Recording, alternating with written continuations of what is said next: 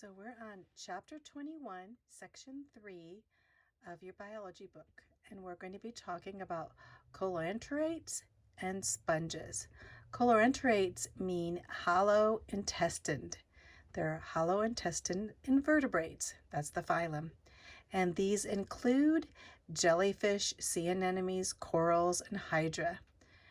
This phylum is also known as Cnidaria. It looks like Cnidaria, but it's C is silent, so it's Cnidaria. And these are stinging cells. Cnidocytes are these cells that these organisms possess that sting. So most of these live in the shallow water and the warm water of tropical seas, but hydras live in fresh water. So a coelenterate has this sac-like body, which they call the digestive cavity, and basically it's the gastrovascular cavity. It has a single opening or a mouth through which the food enters and the wastes are expelled. And extending from the surrounding the body are a number of little tentacles which are used for capturing prey. So these numerous tentacles kill when they incapacitate the prey. Usually they eat microorganisms and worms and small fish, and the tentacles draw the prey to the mouth opening. So, and each cnidocyte stinging cells contains a pneumocyst, which delivers a stinger. And these tentacles sting, and are perhaps most characteristic about all of these is that they have these stingers. So the body of a coelenterate has two layers, basically having the ectoderm and the endoderm. Ecto means outer, and endoderm means inner. And between these is the mesoglia, and this mesoglia in between is jelly. That's why a lot of these are called jellyfish, because they look like jelly. And so this mesoglia has protein and fibers in it. It has a radial symmetry, or it can be a polyp, both. We'll find that with the jellyfish can either be a polyp at one stage, and then another stage be a medusa. So what's a medusa? Medusa is a free swimming, like an umbrella shaped. You know, you look at the jellyfishes and they're kind of umbrella shaped and their mouth is pointed downward. These are jellyfish, medusas. And then the polyp is like a cylinder, like the body type, and it's sessile. Sessile means that it's attached to something. Hydras, like the picture of the hydras, usually and corals and sea anemone are usually attached, but not always. So we see this picture here of a hydra there. So let's look at that hydra. The hydra is like, okay, let me go into this picture so you can see this, but maybe a little better. There you go, the hydra. So this hydra, they're usually about a ½ inch long. And they are polyp looking. They're not medusas like a jellyfish, or not, but they have a round base, as you see at the bottom there. And they have a single opening there with tentacles around its mouth. So let's look at this picture. So you see here's the mouth, and here's the tentacles around its mouth, these tentacles. So, and so you can see that gastrovascular cavity. Remember, these are hollow intestines with the gastral cavity coming down this way, this direction. So this central cavity basically digests the food and circulates the food to the hydra's body.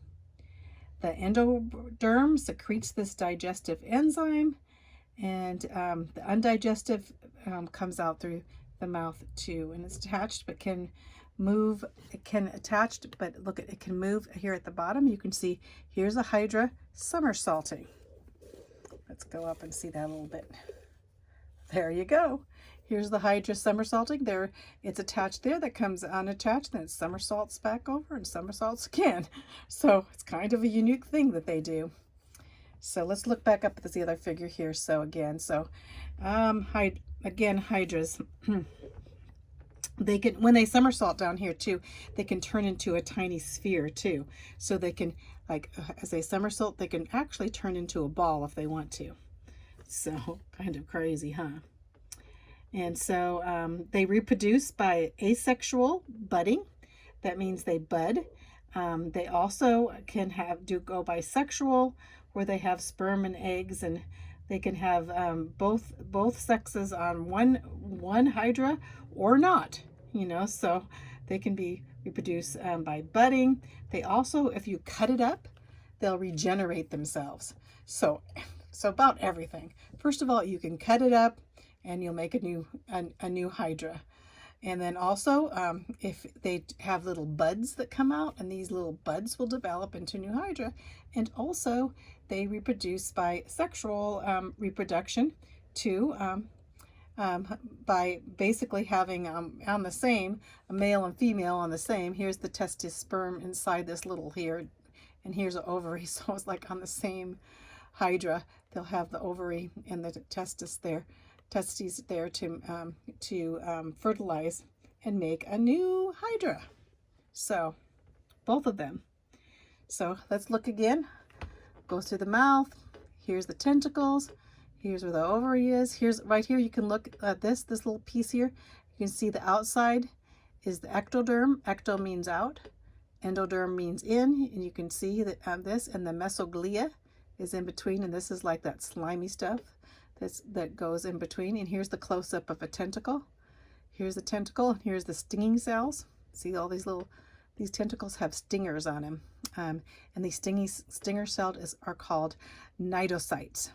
Look at it, C-N-I-D-O. So, but it's pronounced cnidocytes. It looks like cnidocytes, right? And so, of course, here's the mouth, and here's the gastrovascular cavity, this cavity. Here's the basal disc that's attached. Here's a new hydra that's coming out and budding right here. So they have an ovary and an egg and a sperm, and they bud. These are quite the deal, aren't they? So, and they're usually about a ½ inch long with that round base there. So that's it for the hydra. So let's go on to the next. So, let's look over at this. I'm gonna look at this diagram first, and you see the difference here. You see here, it says the body forms of coelenterates, and here we have a polyp. There's two different forms. They can be in polyp form, like the hydra, and here's the hydra with the mouth at the top and the tentacles at the top and the ectoderm and endo. Here's the polyp. And then the medusa are like the jellyfish, and these are free. They just float in the water, and you can see, if you've seen a jellyfish here, here's the tentacles that come around the outside. The mouth is usually here at the bottom. You have the ectoderm, mesoglia, that's the slime, and then the endoderm on these dots of yellow on the inside. So these are the two forms you have to know by coelenterates, the polyp kind and the medusa kind. And actually, we'll find the jellyfish has a polyp stage and a medusa stage. But you didn't know that one. I didn't either. So let's go on to the next.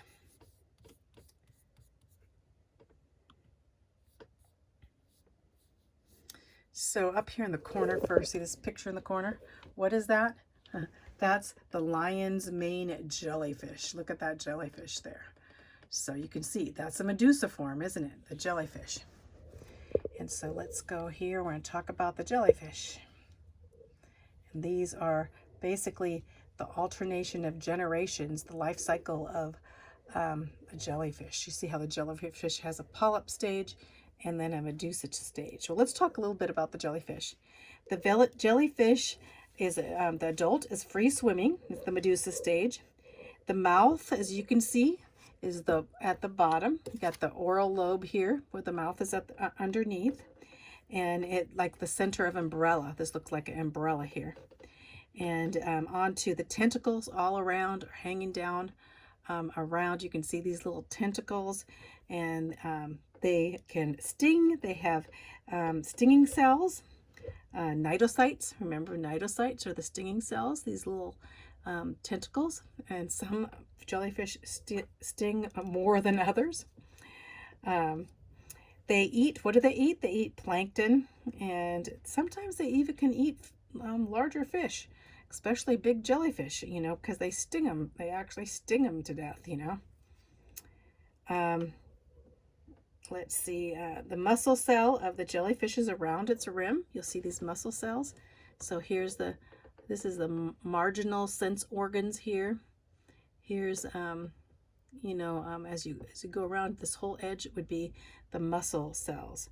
Okay, these muscle cells form on the rim, and they move so that they can like propel themselves with water. The giant jellyfish of the North Atlantic is that picture of this one again. This guy over here again. This is a giant one. How big is this jellyfish? It can be up to 8 feet. Lion's mate jellyfish. So let's go back to the alternating of generations. I have to say too, jellyfish, a lot of them are dangerous to human beings.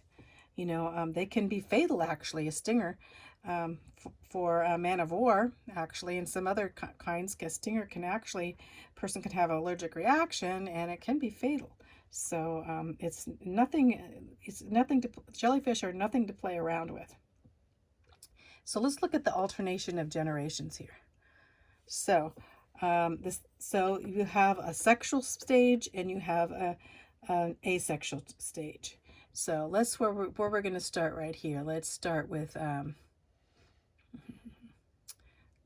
here with the larva. These are the babies. So you have the larva coming. These are the larva stage, and they'll go to the asexual stage. The polyp stage is asexual. That means they just bud. There's no sperm and no eggs or anything. They just like a budding plant. So the larvae form and they attach to the ground here, and they're the beginning of the asexual stage, and then they turn into this polyp. Here you see, this is still a jellyfish. They turn into this young polyp here, and then they develop these tentacles on the polyp, and then the polyp grows into a mature polyp. Here's another polyp stage, and then the polyp, see the top of this? The polyp produces a medusa on the top, and the medusa comes apart from the top of the polyp here. So see how you did? The beginning of the asexual, they bud together, grow like a plant almost, and the young polyp and the mature polyp and onto the medusa comes off the top right there. So, and this, let's go up a little bit, see if I can, there we go.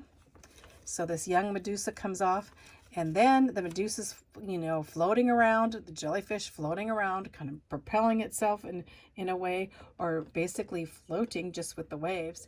And because the beginning of the medusa is the sexual phase. So here it goes. Here's the adult jellyfish, free-living medusa. This is what we see in the water.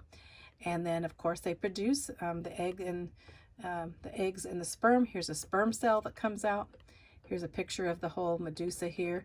Here's the gonad, sexual organ is there, and the oral lobe that comes. And here's the gastric pouch in the middle here. Of course, the tentacles, and then the sense organs on the tentacles here. So you can see with the medusa, here is this life cycle comes down around here. And then, of course, in the midst of this, as for the gonads producing, they produce a baby larva. And they start the asexual stage and then go around to the sexual stage. The life cycle of a jellyfish. They call this alternation of generations. So let's go on to the next thing we're going to be talking about. And those are sea anemones. Sea anemone is looks like a beautiful flower there in the ocean, and they're named because they look like daisies. Sea anemone means a beautiful flower. So they are comparatively large, you know, as for polyps types, and the mouth is located at the top of the organism. It's surrounded by stinging tentacles. You see there at the top. Some sea anemones are tiny. They're only like, half an inch in diameter, but others can be almost up to 5 feet across, looking at like huge, huge flowers. Okay, let's see. Here's some pictures down here at the bottom. Here's the anatomy of a coral polyp. So before we get to talk about the sea anemones a little bit first, the grooves. Let's go back up to that sea anemone level there. See if you can see. Maybe you can't see in that picture, but the grooves have a slit-like mouth at the top, and to the gastrovascular cavity, and cilia line the grooves with these stinging tentacles, and they constantly supply of food and oxygen. So the cilia move all the time. You'll see the cilia move on the sea anemone to bring this motion creates currents that wash water down into the body cavity in between the grooves. And this way, a constant supply of food and oxygen is brought to even the most remote cells of the sea anemone. So because they have these cilia, transport the food and oxygen and carbon dioxide to get away of the sea anemone. So, and now let's go down here is the coral. So we have a picture anatomy of a coral polyp. So we have the corals. Coral polyps and stuff live in colonies. There's like, you'll find, thousands and thousands of them together, maybe 1 million in some reefs, where the corals are there. So the corals are like miniature. They're miniature sea anemone. They're a type of sea anemone. And they produce a limestone. And this limestone basically is left, and you find the coral reefs. It makes these coral reefs. And at the base of the body are these small coral that they retract, into making these reefs. They usually live in about 70 degrees Fahrenheit water. The Coral Sea in Australia is very famous for the Great Barrier Reef, and it's like 50 miles wide and 1,400 miles long of a coral reef. So here we have a picture. Let's look at this a little close. Here's the tentacles with the stinging cells on the outside. And of course, here's the ectoderm, which means outside. And the endoderms in the inside. The in-between is the mesoglial filaments inside here. And mesoglia, this is kind of a slimy in the inside. So, and the pharynx here is actually the opening of the mouth here. The gastrovascular cavity comes down. And as you recall, from the hydra, that kind of similar to, the sea anemones have that, basically have that, what's called the coelenterates, hollow intestines. See how they're hollow intestines in there? So they are coelenterate. Coelenterate. I'm going to say it right for you. And here's the calcium carbonate skeleton. So basically the anatomy of a coral polyp will leave a skeleton, and that's what we call the coral reefs. So let's see if anything else here about coral reefs. Okay, nope, that's about it. So I'm going to quit there, and then we're going to go on to sponges. But let's look here. This is the calcium carbonate. I'm going to focus in here. Look how beautiful the coral reefs are. Here's a coral reef with coral, the sea anemone, a type of sea anemone, coelenterate, And here we have coral polyps here. This is a picture of the coral polyps. Here's, they have that calcium carbonate skeleton that they leave on the coral reefs that make it, that's what, if you're on a coral reef, they're very sharp. But these are the extended polyps when the coral is alive, and then they retract their polyps in, too, so they can extend their polyps and they can retract their polyps. So in the midst, and this will actually basically move the water, you know. But anyway, just a picture of the coral, how the coral sea anemone type reacts. So let's stop there because I am getting a little bit long, and we'll get on to sponges.